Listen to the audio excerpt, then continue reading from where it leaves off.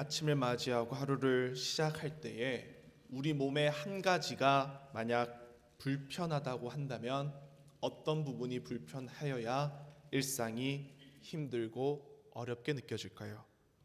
그것은 아마 우리에게 가장 소중한 기관들이 다 장기들이 소중하지만 그 중에서도 두 눈이 아마 가장 중요할 것입니다. 우리는 매일 두 눈을 뜨고 세상을 살아갑니다. 눈으로 사람을 보고 눈으로 우리 앞에 놓여진 상황을 살피고 세상의 흐름을 읽으며 살아가기 때문입니다.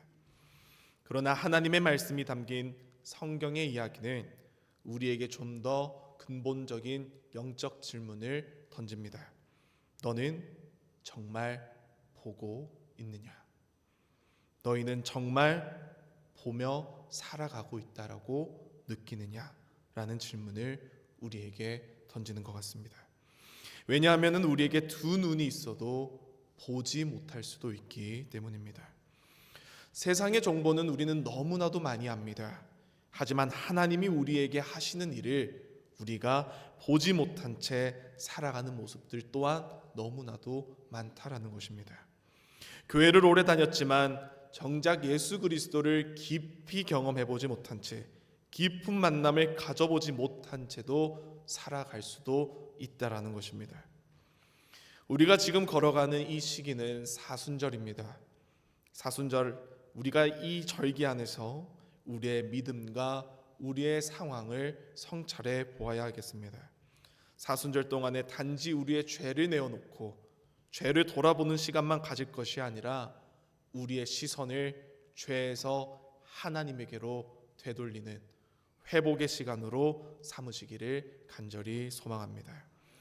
오늘 함께 살펴본 요한복음 9장은 한 사람의 눈이 열리는 사건을 통해 인간의 영적인 상태를 드러나고 있음을 보여줍니다.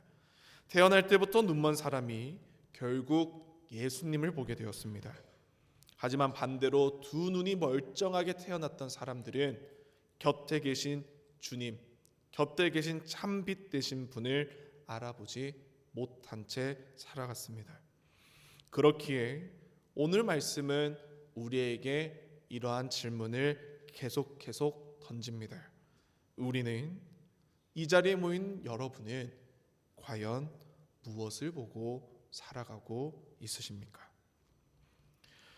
그림을 한 폭 보도록 하겠습니다. 크레타 출신의 그리스 화가 엘 그레코가 그린 맹인을 고치시는 예수라는 그림 작품입니다. 이 그림을 보시면은 예수님의 얼굴과 손 그리고 맹인의 눈에 손을 대시는 그 모습 가운데에는 하얗게 밝은 빛이 번져 있습니다. 하지만 주님 곁으로 혼란스러워하고 놀라워하는 인파들 속으로 가면은 짙은 그림자와 어둠이 섞여 있는 것을 보게 됩니다. 즉 예수님 주변에는 빛이 나고 있다라는 것입니다. 그럼에도 그 주변에 서 있는 사람들은 그 빛이 있음에도 인생이 여전히 어둠 가운데 있고 그림자 속에 담겨 있다라는 것입니다. 화가는 이 한 장면을 통해서 복음의 메시지를 담아내려고 했습니다. 빛은 이미 왔습니다. 빛은 이미 왔지만 모든 사람이 그 빛을 보는 것은 아니다라는 내용을 담아낸 것입니다. 본문은 이렇게 시작합니다. 요한복음 9장 1절 말씀을 보시면은 예수께서 길을 가실 때에 날 때부터 맹인된 사람을 보신지라라고 기록합니다. 태어날 때부터 맹인이었던 사람은 그 어떠한 빛과 사물의 형상과 인간의 형상을 구분하거나 바라보거나 느낀 적이 없었습니다. 그는 그 뜨겁고 밝은 태양조차도 바라보지 못한 사람입니다. 그의 삶은 애시당초 시작부터 어둠에 담겨져 있었습니다. 그러한 상황 가운데에 이 맹인을 바라보던 주님과 그리고 주님 곁에 있던 제자들은 예수님께 이러한 질문을 던집니다. 본문 말씀 9장 2절 말씀에 기록합니다. 제자들이 물어 이르되 랍비여 이 사람이 맹인으로 난 것이 누구의 죄로 인함이니까 자기니까 그의 부모니까. 사람은 고통과 어려움과 감당해내지 못할 시련을 경험하거나 맞닥뜨리게 되면은 사람은 그 고통의 원인을 찾으려고 발버둥칩니다. 그리고서는 누가 잘못했는지, 무엇이 잘못되었는지를 따져가며 이 상황, 이 고난과 문제와 시험의 상황을 분석하려고 합니다. 이러한 마음이 우리 안에 너무나도 점칠된다라면은 우리는 우리의 이웃들을 쉽게 정죄할 수 있음을 경계해야 되겠습니다. 왜냐하면 우리는 너무나도 타인의 고통과 실패와 외로움과 아픔을 쉽게 정죄하기 때문입니다. 너가 죄를 지었으니 어려운 거야. 너가 잘못한 게 있으니 아픔 가운데 있는 거야 라는 사랑과 위로와 호용이 담긴 말 대신에 우선적으로 정죄의 칼날이 우리의 입술 속에서 먼저 드러난다라는 것입니다. 그러나 예수님께서는 전혀 다른 방식으로 이 사건을 바라보고 계십니다.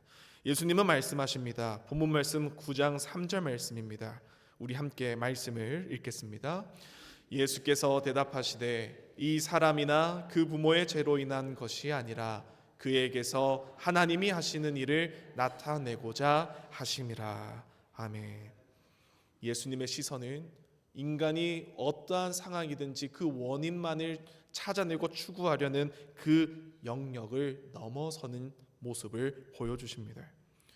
사람은 과거에 연연합니다. 지나간 과거에 몰두하려는 경향이 쉽기 때문에 자꾸만 과거를 들춰보게 됩니다.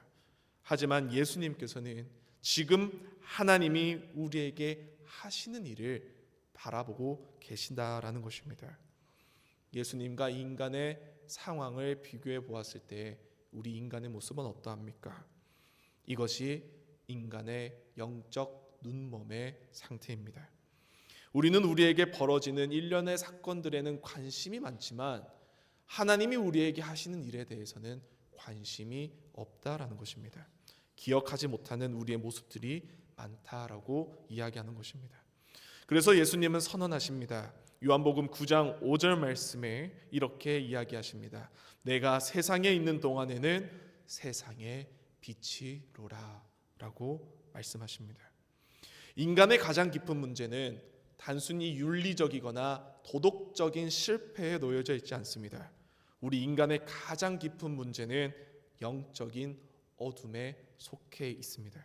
그래서 예수님은 이 땅에 교훈만을 전해주러 오시는 분이 아니라 우리에게 빛으로 오신 분이라고 성경은 우리에게 이야기하고 있습니다. 우리는 이 사순절 시기 가운데에 빛으로 오신 주님을 바라보면서 우리 안에 담겨져 있는 그림자와 어둠과 실수와 잘못들을 깨닫는 시간으로 삼아야 할 것입니다. 우리가 스스로 잘 보고 있다라고 생각할 때에 아무 문제 없고 나는 잘하고 있다라는 교만과 자만심에 사로잡힐 때에 우리는 정작 가장 중요한 것을 놓칠 수 있기 때문입니다. 성경은 인간의 상태를 여러 번 눈먼 상태로 비유한 적이 있습니다.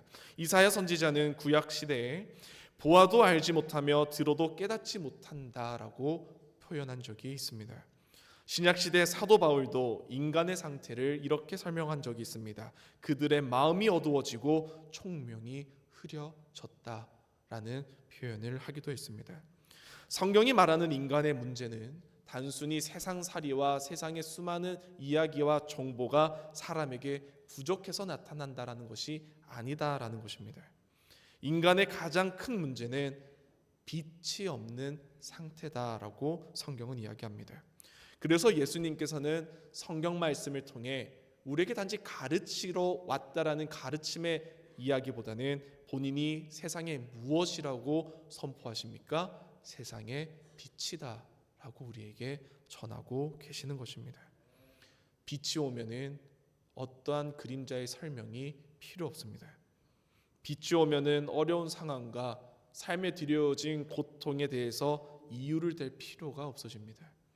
빛이 우리 삶에 거하고 우리의 인생길을 비추기 시작하면 우리가 보지 못했던 것들을 바라볼 수 있게 된다라는 것입니다. 신앙이란 결국 새로운 정보나 무언가들을 얻는 것에 있는 것이 아니라 참된 주님 되시는 참빛 되시는 예수 그리스도를 만나는 것이 우리의 신앙이 되어야 할 줄로 믿으시기를 바랍니다. 두 번째로 살펴볼 말씀은 그 빛 앞에 설 때에 우리들의 마음이 드러난다라는 것입니다. 두 번째 그림 한번 살펴보도록 하겠습니다. 위 그림은 우리가 빛의 마술사로 잘 알려진 렘브란트 반 레인이 그린 그림입니다. 이 그림의 제목은 병든 자들을 고치시는 예수라는 작품인데요. 그림이 전체적으로 어둡고 그림자가 져 있습니다. 그렇지만 그 중심에 누가 서 있어서 밝게 색이 비춰져 있습니까? 예수님이 서 계십니다. 이 그림에는 수많은 사람들이 그림을 통해 모여 있음을 보게 됩니다. 병든 사람, 가난한 사람, 눈먼 사람, 어린아이들까지 예수님 곁에 모여 있습니다. 그런데 이 그림에서 우리가 살펴보아야 될 부분은 빛에 대한 영역인데요. 사람들이 많지만 그림자 속에 있는 사람들에게서는 빛이 나옵니까? 빛이 나오지 않습니다. 오직 빛은 누구에게서만 나오는 것입니까? 예수 그리스도에게서만 나오는 것입니다. 빛은 사람들에게서 나오지 않습니다. 요한복음 9장은 바로 이 사실을 담아낸 내용의 본문입니다. 예수님은 맹인의 눈에 진흙을 바르시고 곧 바로 실로암 못에 가서 두 눈을 씻으라라고 명하셨습니다. 그는 예수님의 말씀대로 실로암 못에 가서 자신의 두 눈을 씻었고 자신의 두 눈이 밝아짐을 경험하게 되었습니다. 이제 그는 어둠이 아닌 밝은 빛이 담긴 세상을 보게 되었습니다. 그러나 예수님의 맹인 치유 사건이 담긴 오늘의 본문 9장 말씀은 이 치유 사건보다도 이 치유 사건 이후에 드러나는 논쟁에 대해서 좀 더 집중하고 있습니다. 왜냐하면 예수님께서 일으키신 못 보던 자를 어둠 가운데서 빛으로 인도해내시고 구원하신 이 사건을 통해 이 상황을 바라보던 사람들의 마음이 어떠한지 다 드러났기 때문입니다. 주변에 있던 이웃들은 놀라 말합니다. 본문 말씀 9장 8절에서 9절 말씀을 보시면 이렇게 기록합니다. 이웃 사람들과 전에 그가 거린인 것을 보았던 사람들이 이르되 이는 앉아서 구걸하던 자가 아니냐. 어떤 사람은 그 사람이라 하며 어떤 사람은 아니라 그와 비슷하다 하거늘 자기 말은 내가 그라 하니라고 기록합니다. 내가 바로 그 사람에게 치유받은 그 사람이 맞습니다라고 맹인은 당당하게 증거하고 있습니다. 그러면서 사람들이 묻습니다. 그렇다면 어떻게 너가 보게 되었느냐고. 본문 말씀 11절 말씀입니다. 말씀을 보시면 이렇게 기록합니다. 대답하되 예수라 하는 사람 그 사람이 진흙을 이겨 내 눈에 바르고 나더러 실로암에 가서 씻으라 하기에 가서 씻었더니 보게 되었노라. 아멘. 모두가 주님의 은총과 사역에 은혜와 감동을 받고 주님의 원하시는 그 방향으로 모두가 가면 참 좋은 것 같습니다. 하지만 이 현장에서 모두가 같은 마음을 공유하지 않았습니다. 바리새인들은 이 상황을 다르게 바라봤습니다. 그들의 관심은 예수님께서 맹인을 치유한 사건에 관심을 가진 것이 아니라 예수님이 안식일의 규정을 어긴 것에 대해 그들은 마음을 담고 있었기 때문입니다. 본문 말씀 9장에 담겨 있는 내용인데요. 9장 16절 말씀을 보시면 바리새인들은 이렇게 이야기합니다. 바리새인 중에 어떤 사람은 말하되 이 사람이 안식일을 지키지 아니하니 하나님께로부터 온 자가 아니라라고 바리새인 가운데 이야기하는 사람들도 있었습니다. 여기서 우리가 바라볼 수 있는 또 다른 눈멈의 상태는 바로 종교적인 눈멈의 상태입니다. 바리새인들도 기적을 보았습니다. 거기에 모인 수많은 인파와 맹인들이 겪었던 그 사건을 함께 지켜보았습니다. 그들도 기적을 본 것입니다. 그리고 치료된 맹인의 증거 또한 두 귀로 현장에서 들었습니다. 그런데 바리새인들은 더욱 완곡하게 마음을 닫고 주님의 이적을 받아들이지 않았습니다. 이것이 바로 종교적 눈먼 상태에 있는 인간의 모습입니다. 맹인은 처음부터 눈이 멀었습니다. 그래서 그는 자신이 보지 못한다라는 것을 잘 알 수밖에 없는 존재였습니다. 그러나 바리새인들은 다릅니다. 바리새인들은 어떠한 사람입니까? 그들은 성경을 아주 잘 알고 있는 사람들이었습니다. 그들은 율법이 무엇을 이야기하는지 잘 알고 있는 사람들이었습니다. 그들은 당대 최고 종교 지도자들이었습니다. 한마디로 그들은 종교에 있어서, 가르침에 있어서 엘리트였던 사람들이었습니다. 그런데도 그들은 이미 자신들이 잘 보고 잘 믿고 있다라고 생각하며 살아가고 있었습니다. 그래서 바로 옆에서 빛 대신 예수님이 하시는 일조차도 그 일을 도리어 더욱 인정하지 않고 받아들이지 못한 것이었습니다. 요한복음 1장 초입에 보면은 우리가 아주 잘 알고 있는 말씀이 담겨져 있습니다. 빛이 어둠에 비치되 어둠이 깨닫지 못하더라 라고 요한복음이 시작합니다. 어둠이 빛을 몰라서가 아닙니다. 어둠이 빛을 받아들이지 않기 때문에 깨닫지 못한다라는 것을 우리에게 이야기하고 있습니다. 사순절이 우리에게 주는 가장 깊은 질문들이 있습니다. 나는 혹시 종교적인 확신 속에만 갇혀서 눈먼 사람과 같지 아니한가?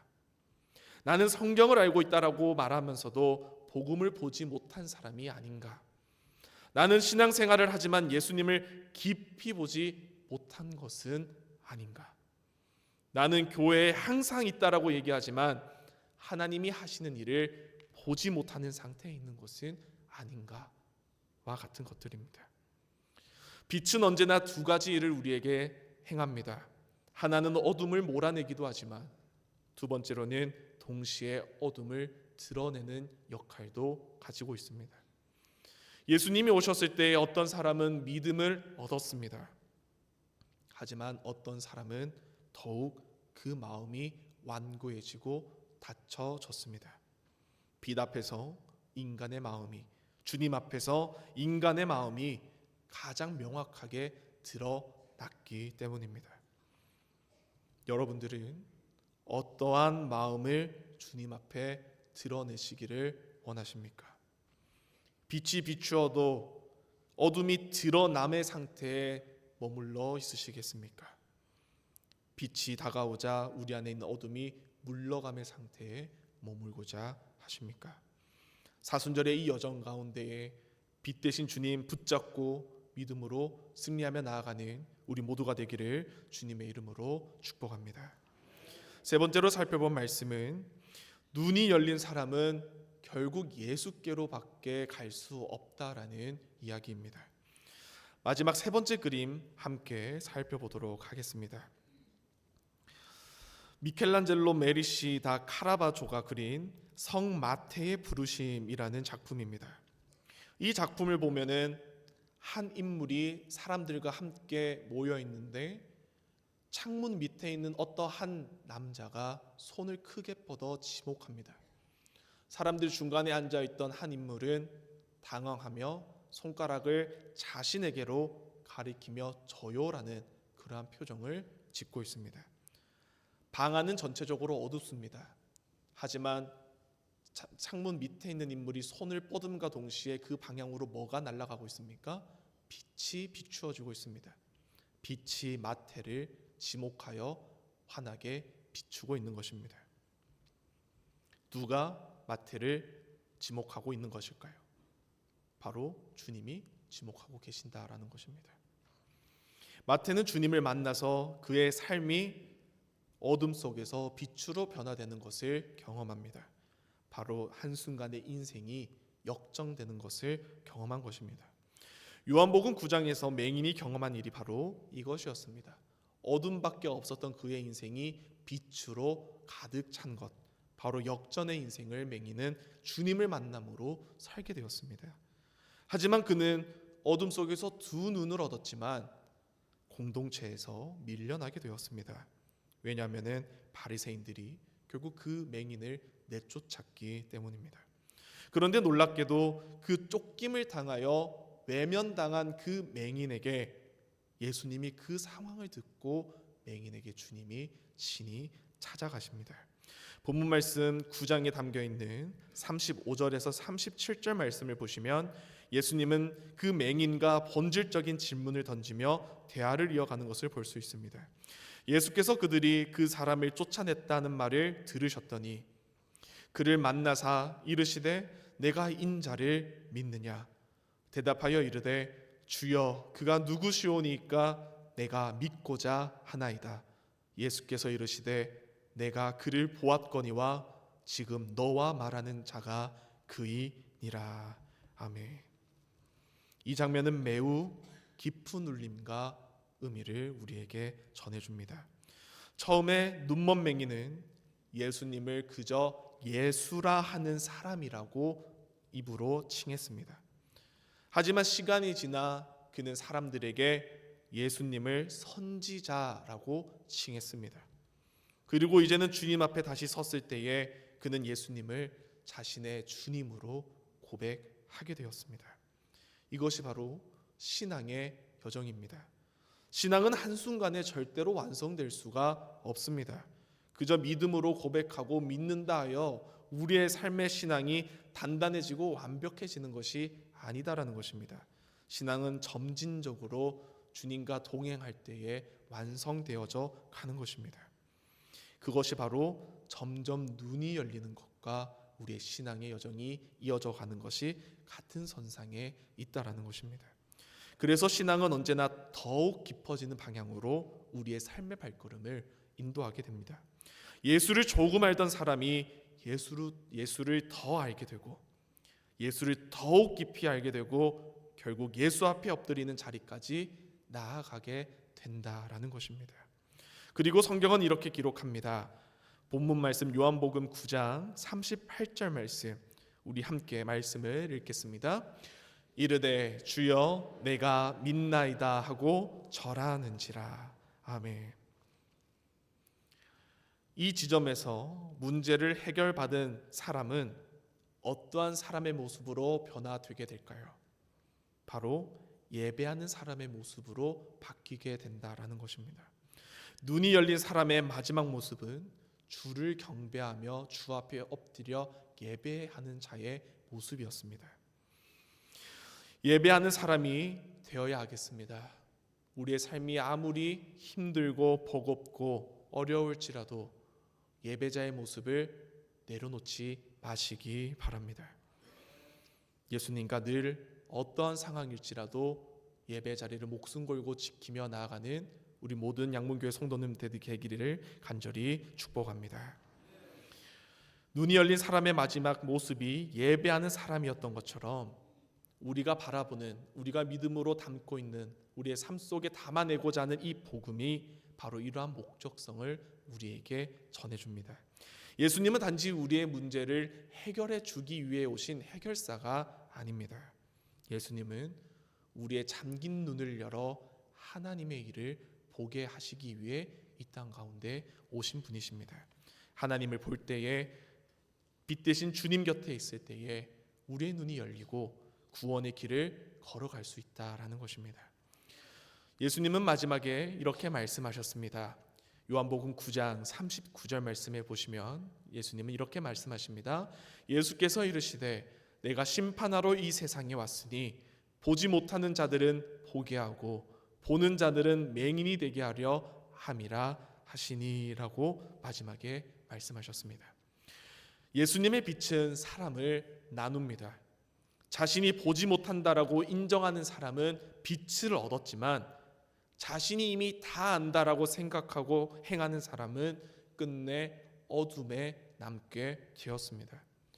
결국 우리에게 있어 문제는 무엇입니까? 우리의 눈이 중요한 게 아니라는 것입니다. 빛 앞에서 우리의 마음이 열려 있느냐 닫혀 있느냐, 그것이 우선된다라는 것입니다. 사랑하는 성도 여러분, 사순절의 이 시간에 우리가 드릴 정직한 기도는 무엇일까요? 그 정직한 기도는 이런 기도가 되어야 하겠습니다. 주님, 나의 눈을 열어 주시옵소서. 주님, 우리의 눈을 열어 주시옵소서.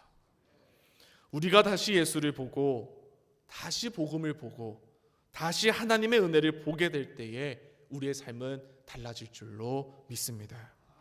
그리고 그 눈뜸의 끝에서 우리 모두가 이 맹인처럼 고백하게 되기를 바랍니다. 주여, 내가 믿나이다. 기도하겠습니다. 자비로우신 하나님 아버지, 오늘도 우리에게 말씀을 통해 영적인 눈을 열어주시니 감사드립니다. 우리는 눈으로 세상을 보며 살아가지만 정작 하나님을 보지 못하고 살아왔음을 고백합니다. 주님, 우리의 마음이 어둡고 완고하여 하나님의 은혜를 보지 못했던 순간들을 용서하여 주시옵소서. 사순절의 이 시간에 우리의 눈을 다시 열어주셔서 세상의 소리가 아니라 주님의 음성을 듣게 하시고 세상의 길이 아니라 주님의 길을 바라보며 걸어가는 믿음의 사람들 되게 하여 주옵소서. 주님, 날 때부터 맹인이었던 사람이 예수님을 만나 두 눈을 뜨고 마침내 주님 앞에 엎드려 경배했던 것처럼 우리도 말씀 앞에서 다시 눈을 뜨게 하옵소서. 우리의 교만과 고집과 익숙함 속에서 굳어있던 영혼을 깨워 주시고 다시 복음의 빛을 보게 하시고 우리의 삶 속에서 예수 그리스도를 주님으로 고백하며 살아가는 참된 제자의 삶을 살게 하여 주시옵소서. 우리의 가정과 일터와 삶의 자리에서 주님의 빛에 따라 걷는 믿음의 여정이 이어지게 하옵소서. 하나님, 우리 교회를 위해 간구합니다. 우리 교회가 새로운 담임 목사님을 청빙하는 중요한 과정 가운데 있습니다. 교회의 머리 되신 주님께서 친히 이 과정을 주관하여 주시고 사람의 생각이 아니라 하나님의 뜻이 분명하게 드러나는 은혜의 시간이 되게 하여 주시옵소서. 교회가 한 마음으로 기도하게 하시고 하나님께서 예비하신 목자를 만나게 하셔서 이 교회가 복음의 빛을 더욱 밝히 비추는 믿음의 공동체 되게 하여 주시옵소서. 우리의 눈을 여시는 주님께 모든 영광을 올려드리며 살아계신 예수 그리스도의 이름으로 기도드립니다. 아멘.